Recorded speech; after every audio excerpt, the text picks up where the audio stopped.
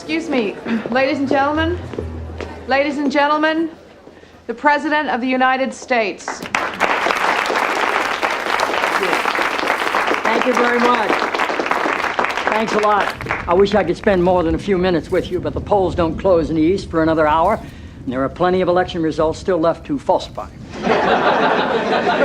You know, with so many people participating in the political and social debate through call-in shows, it's a good idea to be reminded every once in a while.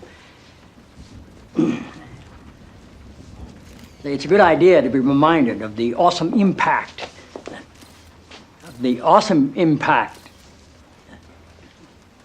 I'm sorry, you're Dr. Jenna Jacobs, right? Yes, sir. It's good to have you here. Thank you. The awesome impact of the airwaves and how that translates into the furthering of our national discussions, but obviously also how it can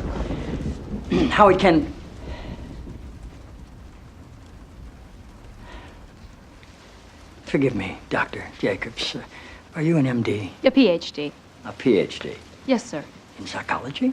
No, sir. Theology? No. Social work? I have a PhD in English literature. I'm asking because on your show, people call in for advice, and you go by the name Dr. Jacobs on your show, and I didn't know if maybe your listeners were confused by that and assumed you had advanced training in psychology, theology, or healthcare. I don't believe they are confused, no, sir. Good. I like your show. I like how you call homosexuality an abomination. I don't say homosexuality is an abomination, Mr. President. The Bible does. Yes, it does. Leviticus. 18:22. Chapter and verse. I wanted to ask you a couple of questions while I had you here. I'm interested in selling my youngest daughter into slavery, as sanctioned in Exodus 21:7. She's a Georgetown sophomore, speaks fluent Italian, always cleared the table when it was her turn. What would a good price for her be? While thinking about that, can I ask another? My chief of staff, Leo McGarry, insists on working on the Sabbath.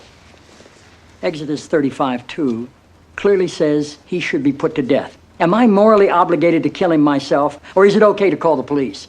Here's one that's really important, because we've got a lot of sports fans in this town. Touching the skin of a dead pig makes one unclean. Leviticus 11:7. If they promise to wear gloves, can the Washington Redskins still play football? Can Notre Dame? Can West Point?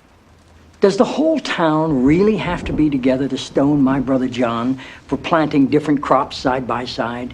Can I burn my mother in a small family gathering for wearing garments made from two different threads? Think about those questions, would you? One last thing. While you may be mistaking this for your monthly meeting of the ignorant tight-ass club, in this building when the president stands, nobody sits.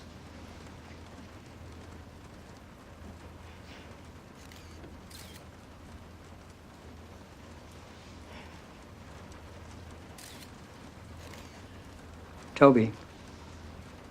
Yes, Mr. President. That's how I beat him.